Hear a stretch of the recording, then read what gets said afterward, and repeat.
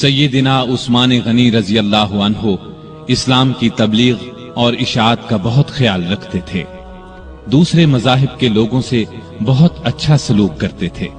مختصر یہ کہ آپ کے دور میں بہت شاندار کام ہوئے، اسلام نے بہت ترقی کی، لیکن افسوس آپ کی خلافت کے آخری چند سال بہت مشکلات میں گزرے۔ اس کی وجہ وہ فتنے تھے جو اندر ہی اندر پک رہے تھے، سلگ رہے تھے۔ سیدنا عثمان غنی رضی اللہ عنہ کے خلاف سازشوں کا بازار جن لوگوں نے گرم کیا، ان کا سردار عبداللہ بن سبا تھا۔ یہ یہودی نسل کا ایک مکار آدمی تھا۔ عبداللہ بن سبا اور اس کے حامیوں نے فتنے اور سازش کی یہ آگ الزامات کے ذریعے لگائی۔ اس نے الزام لگایا کہ عثمان غنی رضی اللہ عنہ نے اپنے رشتہ داروں کو خوش کرنے کے لیے انہیں بڑے بڑے عہدوں پر مقرر کر رکھا ہے۔ انہوں نے بیت المال سے بڑی بڑی رقمیں ایسے لوگوں کو دیں جو ان کے حقدار نہیں تھے، بلکہ زیادہ تر ان کے رشتہ دار تھے۔ طرابلس کی جنگ سے جو مال غنیمت حاصل ہوا، اس کا 5واں حصہ بیت المال کا حق تھا، لیکن انہوں نے مصر کے گورنر عبداللہ بن سعد کو دے دیا۔ جب سیدنا عثمان غنی رضی اللہ عنہ تک یہ باتیں پہنچی تو انہوں نے بھرے مجمع میں ان الزامات کے یہ جوابات دیے۔ میں نے ان لوگوں کو خوش کرنے کے لیے نہیں، بلکہ لائق، بہادر اور بھروسے کے قابل سمجھ کر اونچے عہدوں پر مقرر کیا ہے۔ میں اپنے خاندان والوں سے واقعی محبت کرتا ہوں، لیکن ان کی خاطر ظالم نہیں بن سکتا۔ میں ان کے صرف وہی حق ادا کرتا ہوں جو واجب ہیں۔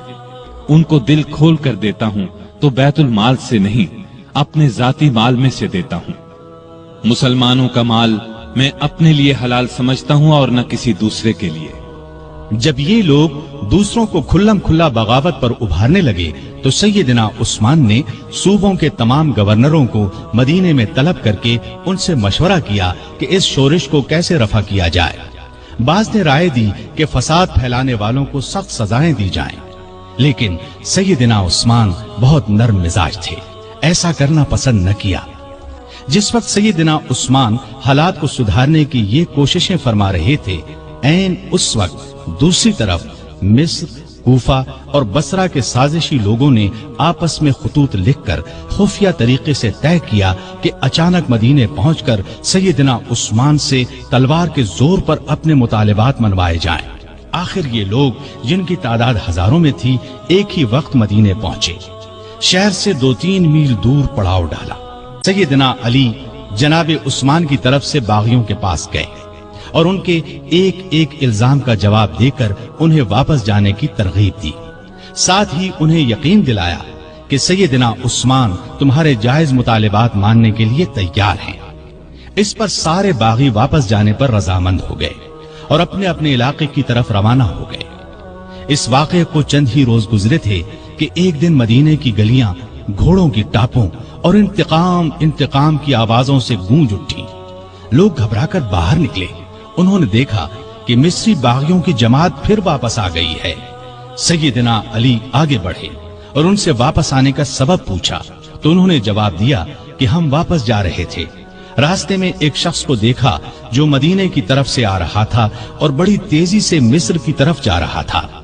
ہمیں اس کی چال ڈھال سے شبہ گزرا، روک کر اس کی تلاشی لی تو اس کے پاس سے ایک خط ملا۔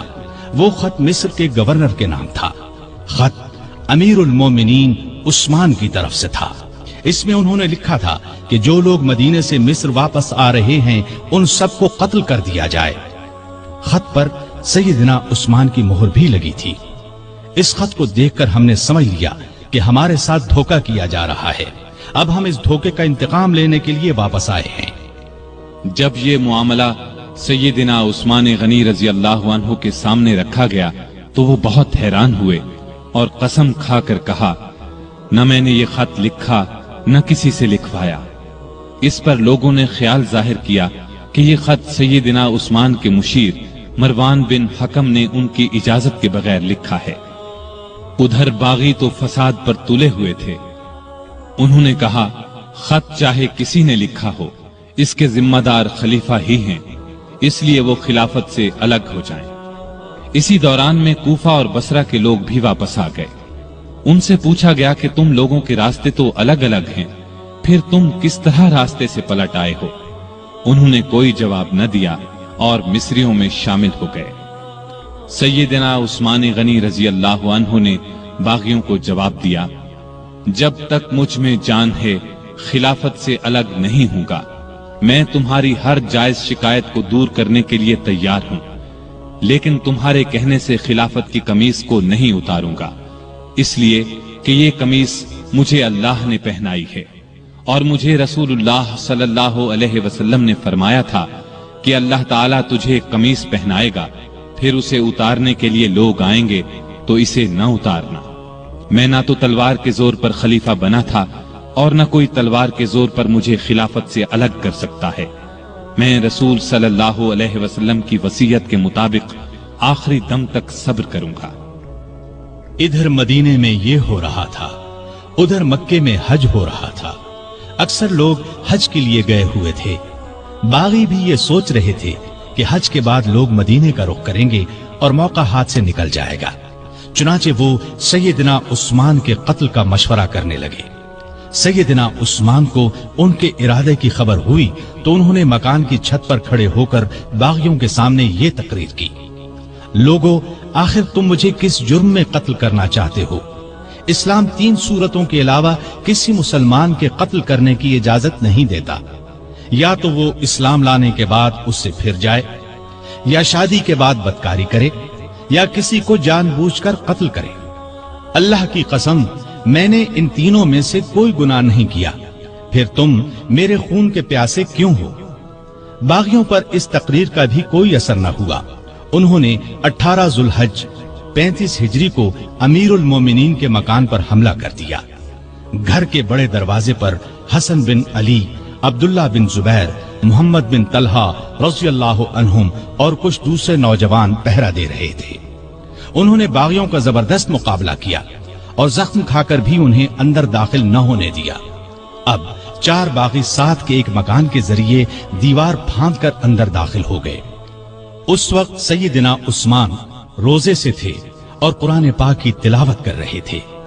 जालिमों ने लोहे की एक सलाख, नेज़े और तलवार से उन पर वार किए। उनकी ज़ौजा मोहतरमा सैयदा नाइला उन्हें बचाने के लिए आगे बढ़ी तो तलवार के वार से जालिमों ने उनकी उंगलियां काट दी।